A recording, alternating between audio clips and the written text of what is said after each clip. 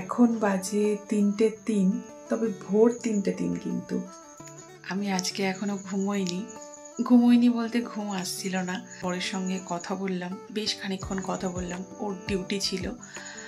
তারপর নিজের এডিটিংয়ের কাজও করলাম, কিন্তু কিছুতেই ঘুম আসছে না। তো ভাবলাম চলো ব্লগটাই শুরু করা যাক। তো তোমাদের সবাইকে জানাই অনেক ভালোবাসা, সেই সঙ্গে বড়দের আমার প্রণাম। আশা করি তোমরা সবাই ভালো আছো, আর যে যেখানে আছো ঈশ্বরের কৃপায় সুস্থ আছো। আর নিশ্চয়ই এখন তোমরা সবাই ঘুমোচ্ছ, কিন্তু আমার কিছুতেই ঘুম আসছে না। ওই যে এক্সারসাইজ শুরু করেছি না, তার জন্য সারা শরীর এত ব্যথা হয়েছে, না শুতে পারছি না বসতে পারছি, আর সেই জন্যেই ঘুম আসছে না। সেই সাথে আজকে তো সারাদিন রং খেলেছি, সারাদিন হই হই করে কেটে গেছে, কিছু বুঝতে পারিনি, কিন্তু রাত থেকে খুবই প্রবলেম হচ্ছে। তো এখন একটু শোবো, দেখা যাক ঘুম আসে কি না। সচরাচর এরকম হয় না, কিন্তু এবার একটু বেশি হচ্ছে প্রবলেম। মনে হচ্ছে আমাকে ঘুরু পেটানোর মতন কেউ পিটিয়েছে। তো যাই হোক, বেশি কথা বলবো না। পাশে আমার শ্বশুর শাশুড়ি বাইরে ঘুমোচ্ছেন, ওনাদের ঘুম ভেঙে যাবে। আমিও একটু ঘুমানোর চেষ্টা করি, দেখি ঘুম আসে কিনা। ওই আর কি, উঠতে উঠতে দেরি হয়ে যাবে। তবে যা হলো হলো, এখন আমি ঘুমোই, বুঝলে। ওই দেখো, ভোরের পাখি ডাকতে শুরু করেছে। Good morning. সকালবেলায় উঠেছি 9টার সময়। সকালের কাজকর্ম মোটামুটি ঘর ঝাড় দেওয়া, ঘর মোছা, যে জামা কাপড়গুলো ছিল সেগুলোকে বাইরে দেওয়া, আরও টুকিটাকি যে সমস্ত কাজ থাকে সবই মোটামুটি হয়ে গেছে। এখন অপেক্ষা করছি ঘোষ কাকার জন্যে। ঘোষ কাকা আসার পর দুধটা নেব, তারপর স্নানে ঢুকবো। কালকে শুধুমাত্র হাত পা ব্যথা ছিল, আজকে তো দেখছি গলাটাও ব্যথা হয়েছে। আসলে গরম লাগছে, একটু ফ্যান চালাচ্ছি, তখন এই গলা ব্যথাটা হয়ে যাচ্ছে। হ্যাঁ তাই? ঠাকুমা আজকে কখন এসছো? ভোরবেলায় আজকেও? দুধটা থাক, এবার স্নানটা করে আসি।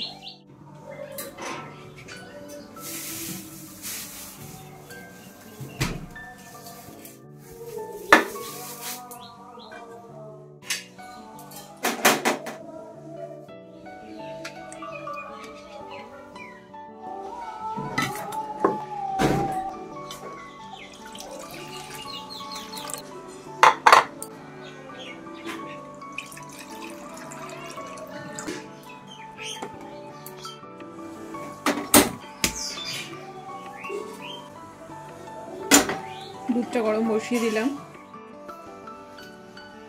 আর আজকে দুধটা ফ্রিজে রেখে দিলাম। আজকে এই ডাটাগুলো করবো, নাহলে এই ডাটাগুলো না খারাপ হয়ে যাবে।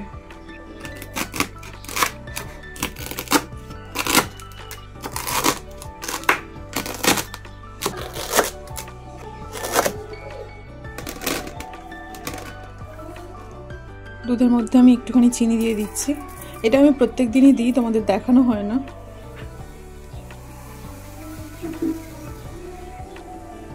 দুধটা একটু ঠান্ডা হোক, ততক্ষণে আমি এই কাজটা করে নিই। এটা না করলেও হতো, তবে দু একটা ডাটার উপরে না একটু শক্ত শক্ত হয়ে গেছে, তো ফেলে দিই, খেতে ভালো লাগবে।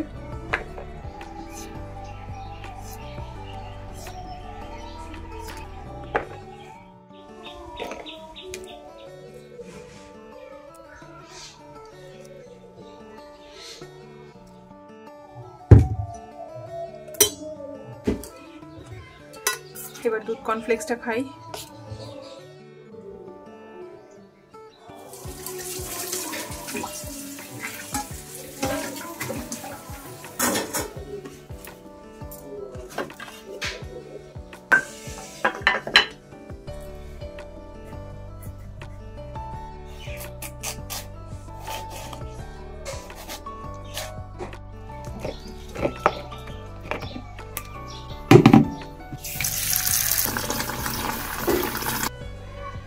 অর্ধেকটা চাল কুমড়োর খোসা ছাড়িয়ে নিলাম। আজকে ভাবছি একটু চাল কুমড়ো ভাজবো, আর সেই সাথে ওই সজনের ডাঁটা আর আলু দিয়ে, কি বলে ওটাকে জানি না কি বলে, মানে সর্ষে আর পোস্ত বাটা দিয়ে করবো।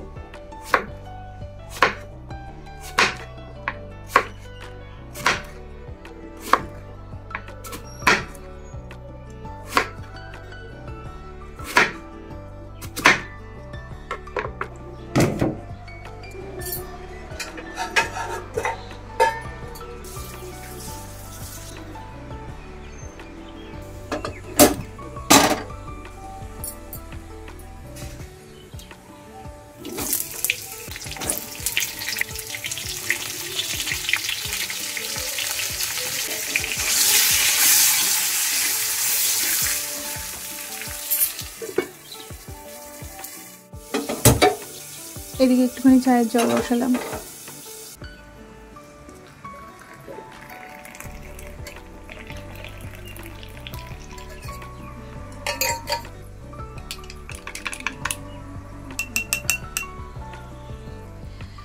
তো এটা হলো আমার নতুন চায়ের গ্লাসটা চেঞ্জ করার পেছনে অনেকগুলো কারণ আছে।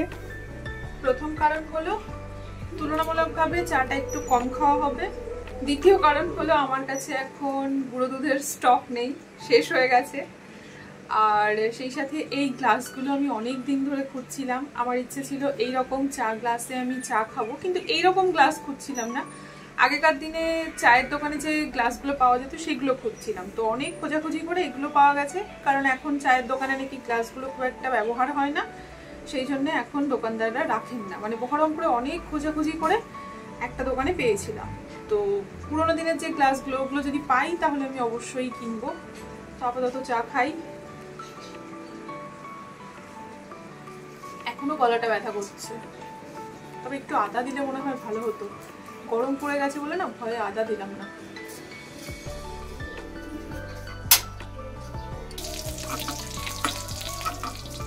চাল কুমড়োগুলো ভাজা হয়ে গেছে, লঙ্কা ভাজতে ভুলে গেছিলাম, তাই দুটো লঙ্কাও ভেজে নিলাম। আর এবার কড়াইতে আর একটুখানি তেল দিয়ে তেলের উপরে দিলাম একটা তেজপাতা আর দুটো শুকনো লঙ্কা, সেই সাথে একটুখানি কালো জিরে দিয়ে আলুগুলো দিয়ে দিলাম একটু লবণ। আর এবার আলুগুলোকে 1-2 মিনিট ভেজে নেব।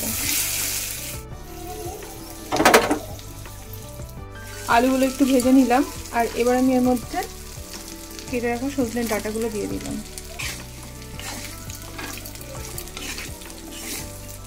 একটুখানি হলুদ দিয়ে দিলাম।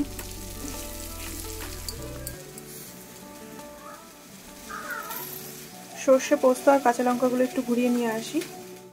হলুদটাকে একটু ভেজে নিয়ে এবার আমি এর মধ্যে জল দিয়ে দিচ্ছি।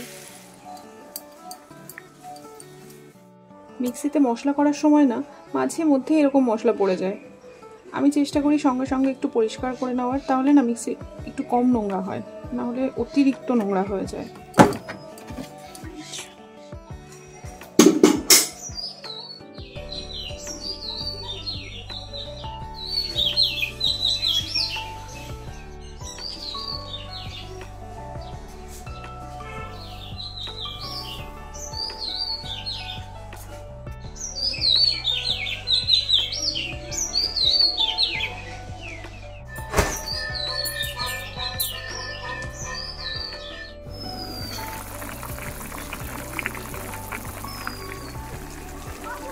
এবার যে পেস্টটা বানালাম সেটাই দিয়ে দিচ্ছি। এটাকে মনে হচ্ছে ঠিক করানোর জন্য নিয়ে যেতেই হবে। এটা আবার ঢিলা হয়ে গেছে। আমি হাত দিয়ে টাইট দিয়েছিলাম, কিন্তু আবার ঢিলা হয়ে গেছে।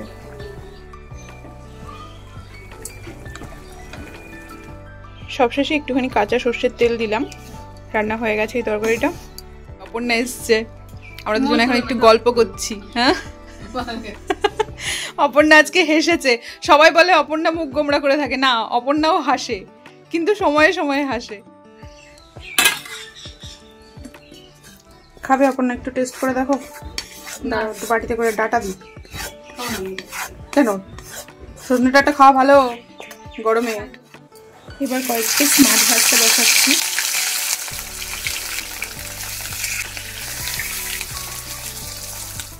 এদিকে আমি দুটো শসার খোসা ছাড়িয়ে নিয়েছি, সেই সাথে ছোট্ট একটা পেঁয়াজ নিয়েছি।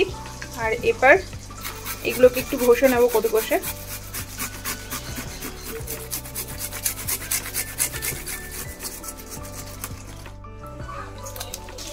আজকে আমি শসা আর পেঁয়াজের রায়তা বানাবো। আমি এটা কখনো বানাইও নি, খাইও নি, আজকে প্রথম। বলতে পারো টক দইটা খাওয়ার জন্যই বানাচ্ছি। এবার দিয়ে দিচ্ছি বেশ খানিকটা বিট নুন, গোলমরিচের গুঁড়ো আর ভাজা জিরের গুঁড়ো। জানি না কম বেশি কিছু হলো কিনা। আমার বর বলল যে শুধুমাত্র ভাজা জিরের গুঁড়ো দিতে, আমি একটু গোলমরিচের গুঁড়োও দিলাম। আর এবার সমস্ত কিছু একটু মিশিয়ে নিলেই হয়ে গেল রায়তা। আমার রায়তা তৈরি।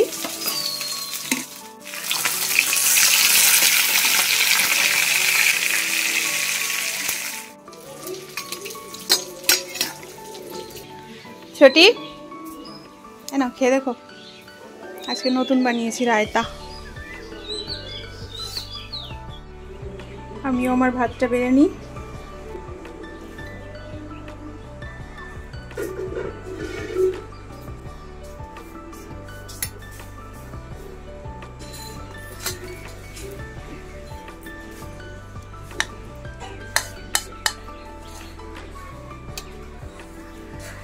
আমার দুপুরের খাবারের থালাটাও সাজিয়ে নিয়েছি, আর এবার খেতে বসি। গরমে এর থেকে উৎকৃষ্ট খাবার আর কিছু হতে পারে না, বুঝলে। আগে একটু এটা টেস্ট করি, বুঝলে।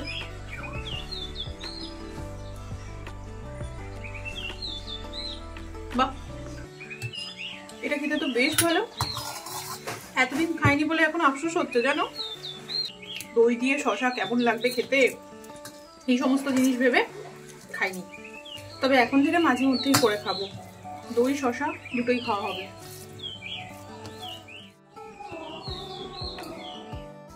আজ দুপুরের খাবারটা কিন্তু আমি ভীষণ ভালো খেয়েছি, খুব ভালো লেগেছে খেতে।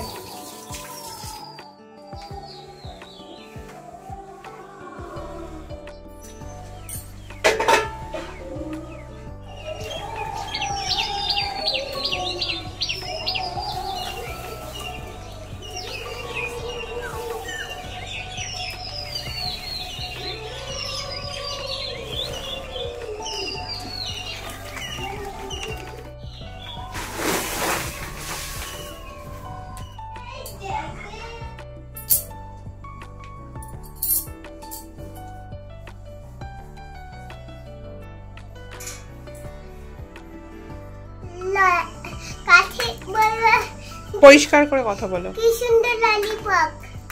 পরিষ্কার করে কথা বলতে হয় বাবা। মা, বলো বাবা। আমি কাঠিতে ললিপপ খাবো। কই ললিপপ? আঙুর দিয়ে খাবো। রাত্রিবেলায় আঙুর খেলে অ্যাসিড হবে না তো? না। আগে মায়ের কাছে জিজ্ঞেস করো, তারপর আমি দেব। মা কি বললো? দিতে বলেছে? ঠিক আছে, বসো, দিচ্ছি।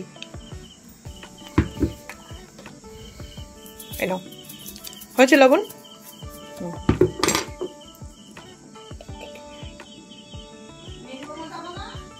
না, আমি যাব না। না, আমার শরীরটা ভালো লাগছে না। তুমি ওপারে যাবে? মচ্ছপ খেতে যাবে? তাই তুমি যাবো, তখন আমি বড় হলে এখানে নিয়ে যাবো। আমি যাব না বাবা, তুমি যাও। জল কমে গেলে জল কমে গেলে যাবো। কি হলো? কি হলো? চলে যাচ্ছ কেন? বসো, বসে বসে খেয়ে তারপরে যেতে হবে। বসো। নেতু বাবু, হ্যাঁ, আমার কাছে একটা আমি খাবো, মা একটা এটা খাও। এটা কি খাবে? আমি এখন সন্ধ্যাবেলার চাটা বানিয়ে নিয়েছি, এখন একটু চাটা খাই।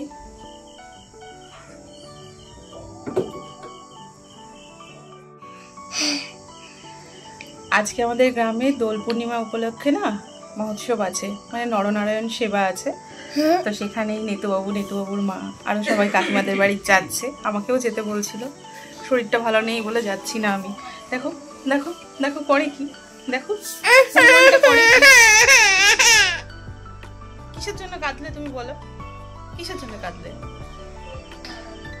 আমাদের আখি রেডি হয়ে চলে এসেছে, কি মিষ্টি লাগছে। ও বাবা, এই যে নেতুবাবু আগেই রেডি হয়ে গেছে। আমাকে নিয়ে যাবে না বলেছে, যখন বড় হবে তখন আমাকে নিয়ে যাবে তোমার বোন, তাই বলেছে। আর এই যে ছোটি রেডি হয়ে গেছে, আমাদের ছোট বাবু রেডি হয়ে গেছে, অপু বাবু রেডি, কাকিমা রেডি, কাকা রেডি, সবাই রেডি, সবাই যাচ্ছে। না কাকা, আমি যাবো না, শরীরটা ভালো লাগছে না আমার। আমি অক্কাবুকে একটু নিয়ে থাকি। না বাবা, ওরা যাজ্ঞা। আবার তো মাসিমণিরা আমাকে বলবে, দেখো তো বাচ্চাটাকে কাজল পরিয়ে কি করেছে।